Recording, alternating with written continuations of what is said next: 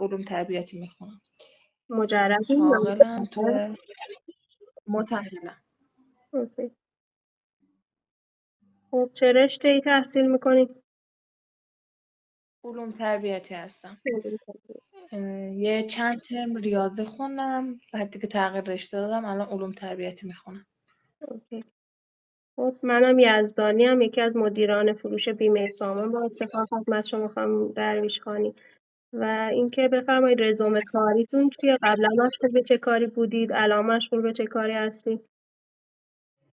من یه 2 سالی عکاسی کار میکردم. الان توی پیشخوان کار میکنم و همه کاری انجام میدم. هم پست، حالا هر کاری که مربوط به پیشخوان باشه. اوکی. الانم اونجا مشغول به کارم، ولی در کنارش میخوام یه شغل دیگه هم داشته باشم. خب حالا چرا بیمه؟ چرا صنعت بیمه؟ چرا بیمه سامان رو انتخاب کردی؟ به این کارا علاقه دارم. کلا کارایی که تو خونه هم بشه انجام داد، دورکاری باشه، بالاخره تایم خاصی نداشته باشه برای انجام کار و درآمدش هم دست خودمون باشه، این کارا رو علاقه دارم. اوکی، خیلی هم عالی. حالا بفرمایید که توانمندی‌ها و ویژگی‌هاتون چیه که بتونید موفق بشید در صنعت بیمه؟ چه توانمندی‌هایی تو وجود خودتون می‌بینید؟ خجالتی نیستم و یه مدرک فن بیانم دارم. کلا اگه که یکم یخم باز بشه تو این چیز مهارت خاصی دارم و الان اینجا که شاغلم از همه جوانب عالیه، همه جوره راضی‌ان ازم. بالاخره با مشتری مداری هر جور با طرف مقابلم جور رفتار کردم که راضی باشه ازم و منظم و اینکه خیلی رو کار و شغلم هم حساسم اگه متعهد بشم باشه. خیلی هم خوبه. خب ما فقط خانم درویش خانی فقط دنبال نمایندگی نیستیم، یعنی این فراخوان فقط نمایندگی بیمه سامان نیست، این فراخوان 2 منظور است، هم نمایندگی هم مدیریت، یعنی مدیریت شعبه ابرتون، شعبه خودتون، شهر خودتون، استان خودتون رو میتونید بگیرید. پس این فراخوان 2 منظور است، هم نمایندگی هم مدیریت شعب. خب بفرمایید که یه نماینده بیمه باید چه ویژگی‌هایی داشته باشه؟ از نظر شما چه توانمندی‌هایی باید داشته باشه؟ به نظر من یکی خیلی خوش برخورد، مشتری مدار، کسی که به عنوان نماینده است و اینکه همه جوانب رو بپذیره، همه انتقادا، بالاخره همه راضی نیستن، انتقاد پذیر باشه و اینکه کارش هم جوری باشه که بتونه مردم و مشتری رو راضی نگه داره. درسته. حالا مثلا تو اطرافیانتون اینا که میشناسین، اقوام، دوستا، کلا یه برآوردی بزنید. ببینید توی 1 ماه شما میتونید توی 1 ماه در حد 20 دقیقه با یه نفر وقت بذارید. توی 1 ماه میتونید چند نفر رو مشاوره بگیرید، محصول معرفی کنیم بهشون. اینکه فقط مشاوره شما رو بشنون. 20 دقیقه وقت داشته باشن که فقط حرفا شما رو بشنون. نه اینکه نتیجه برامون مهم نیست. فقط اینکه محصول رو بهشون معرفی کنید و بشنون. توی 1 ماه چند تا دارین؟ چند نفر میتونید؟ 3-4 نفر رو میتونم، بالاخره تو اقوام میشه. ماهی 3-4 نفر؟ خب دیگه کسایی که بتونن درک کنن اینو بالاخره یکم سخت پیش میره اوایلش. خیلی کم. بعد آدم ماهی 3-4 نفر، حداقل روزی 3-4 نفر ما میخوایم که شما انجام بدید. روزی حالا 3-4 میگم، نفر مشاوره. حالا چون با نحوه کار خیلی مثلا آشنا نیستم، شاید اینجوری باشه ماه اول، شاید برج بعدش روزی 3-4 نفر، روزی 5-6 نفر. میگم که باید با نحوه کار آشنا بشم، ببینم چه جوریه، بعدش آدم میفته رو روال خودش. خب بازار اولیتون چه کسایی هستن؟ بازار هدف اولیتون کیان؟ یعنی خدمات اولیه بیمه رو به چه کسایی میخوای ارائه بدی؟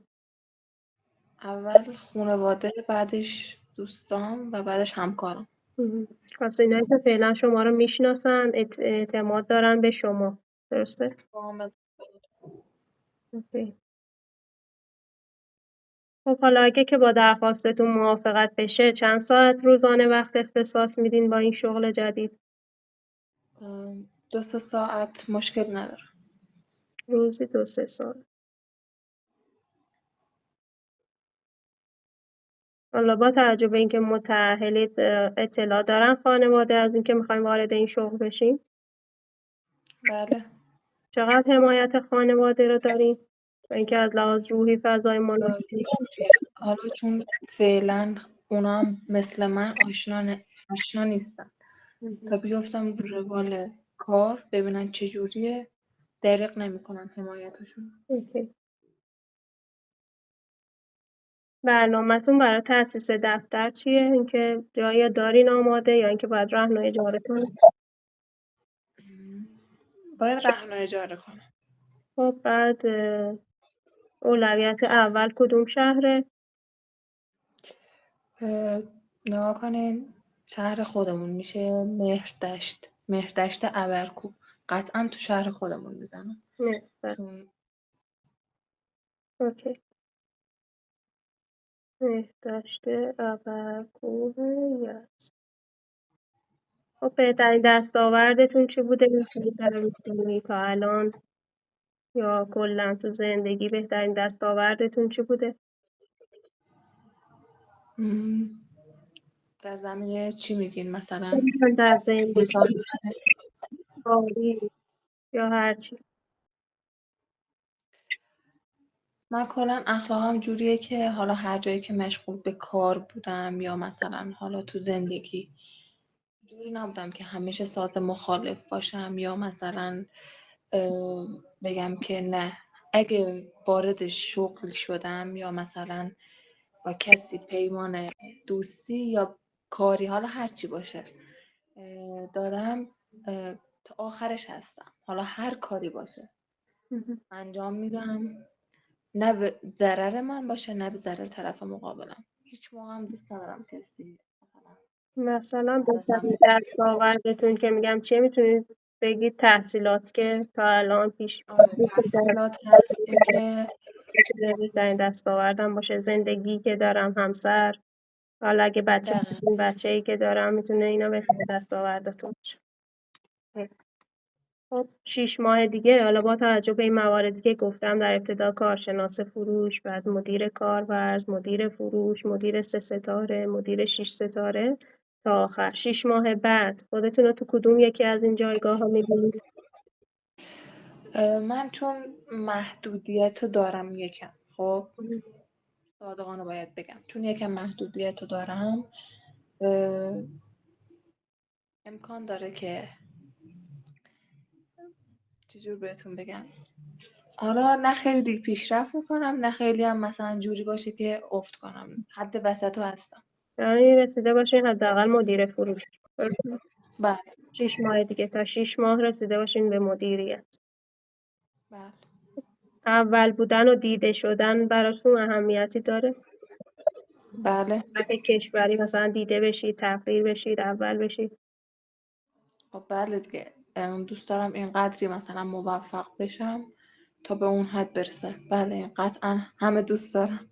خب، کار خوب به نظرتون چه خصوصیتی داره که بگین مثلا این کار چقدر خوبه چه ویژگیایی داره به نظر شما؟ یکی چیز باشه استراحتش یعنی محدودیت خیلی برام نداشته باشه، یعنی مانع کارهای دیگه هم نباشه، مانع زندگی کردنم نباشه. در کنار زندگی کردم یعنی به کارم هم ادامه بدم و خیلی به موقع بودن حقوق، یعنی واریز حقوقش و اینا که دیگه دست خودمونه. اینم خیلی برام مهمه. دیگه مثلا مشوقم هم باشن، جور نباشه که اگه من وارد این کار شدم از چیزهای دیگه من بشم محدود بشم. این چیزا رو اصلا نمیپسندم. درسته. خب ببینید ما تو این مورد که گفتیم از لحاظ حقوق کارمزد به موقع پرداخت بشه ما در ماه 2 بار کارمزدها پرداخت میشه برای کلا اینایی که نماینده هایی که تو شرکت هم تو شبکه فروشن ماهی 2 بار 15 روز اول این بیمه نامه‌ای که تو 15 ماه ثبت می‌کنید 15 روز بعدی کارمزدش رو می‌گیرید و 15 روز بعدی کارمزدهای بیمه نامه‌ای که تو 15 روز دوم ماه انجام دادید. پس تو ماه در ماه 2 بار کارمزد واریز میشه. حتی من تقریبا 4 ساله تو این کارم، یه روزم نشده که تأخیر بیاد تو کارمزدا، 1 ریال هم نشده که مثلا کم و زیاد بشه. اصلا همچین چیزی تا حالا وجود نداره. پس کارمزدا به موقع واریز میشه که همیشه هم با پیشرفت افراد داره. چه از لحاظ جایگاهی، چه از لحاظ شخصیتی. اینجوری نیست که حالا مانع یه کاری بشن. حتی معلم می‌کردن به دوره MBA، DBA، مدیریت کسب و کار، دوران کسب و کار می‌تونیم با تخفیف توسط شرکت اینا رو داشته باشیم. یعنی این مدارک هم بتونیم بگیریم از وزارت علوم. این مدارک یعنی معرفی میشید، آنلاین کلاساش و مدیریت MBA و DBA رو دریافت کنید. حالا ایده و خلاقیتی داشتید که خدای نکرده منجر به شکست شده باشه؟ نه تا حالا. توانایی مدیریت یه جمعی رو به شما بسپرم، در خودتون می‌بینید که بتونید یه جمعی رو مدیریت کنید؟ بله. چند لحظه. خب خانم خوانید. آموزش پذیر بله. هستی؟ خیلی. آخرین کتابی که خوندین چی بوده؟ اسمش در حد یه خط میتونین برام توضیح بدین که اگه خوب بود منم بخرم؟ خودت باش دختر بوده. خودت باش دختر. خیلی. بله. خب موضوعش چی بود؟ در مورد خود شخص بود. خیلی آدمو با یه جوره خودشناسی بود. اوکی. خب 2 تا سوال دیگه مونده. ارزیابی به خودتون نمره بدید از 0 تا 10. در مورد سخت‌کوشی و پشتکار به خودتون چه نمره‌ای میدید؟ از 1 تا 10 گفتین؟ 0 تا 10. 10. بین 10 برای سخت‌کوشی و پشتکار. برای اینکه در مورد اعتماد و ارتباط از 0 تا 10 به خودتون چه نمره‌ای میدید؟ 8. 8. اعتماد و اعتبار. خب هم‌اتاقی بودن با همکار رو ترجیح میدین یا به اتاق انفرادی داشته باشید؟ من هم تنهایی رو ترجیح میدم، هم اتاقی بودن. یعنی با هیچ کدومش مشکلی ندارم. جوری نیست که خیلی هر کدومش اذیتم کنه. یعنی به این اعتقاد دارین که 2 تا ذهن بهتر از 1 ذهن کارایی دارن؟ خب بله، هر سری یه عقلی داره. شاید اون طرف مقابلم راه و روش بهتری رو پیشنهاد بده تا من. درست. خب خدمتتون عرض کنم خانم درویش خانی، خوشحال شدم با دیدنتون. ممنون، قربان شما. فردا قبل از ظهر من نتیجه مصاحبه رو بهتون اعلام میکنم. اگر تایید شده باشه 72 بله. از شما سیستمی فرصت دارین مدارک تکمیل کنید. مدارکتون رو که تکمیل کردید میتونید پست کنید به آدرس شعبه اصفهان. من خودم اصفهانم، یا اینکه برای خودم بفرستید. فرقی نداره. باش. راحتی یه افتتاح حساب دیگه سلام برید انجام بدید. حالا میتونید همین الان انجام بدید. آنلاین میتونید افتتاح کار کنید و دوری شبیه نزدیکتون هست. بانک سامان کارمزد از طریق بانک سامان انجام میشه. و دیگه حالا یه سری مدارک هست، یه صفحه 20 تومانی 20 میلیون لازمه که رو برای شرکت رسمی معتبر بشه. این صفحه خود 2 تا امضا 2 تا ضامن لازم داره پشت صفحه‌تون رو امضا کنن. حالا همه شرایطش و اینکه چی بنویسید رو صفحه همه اینا رو براتون برام ارسال کن.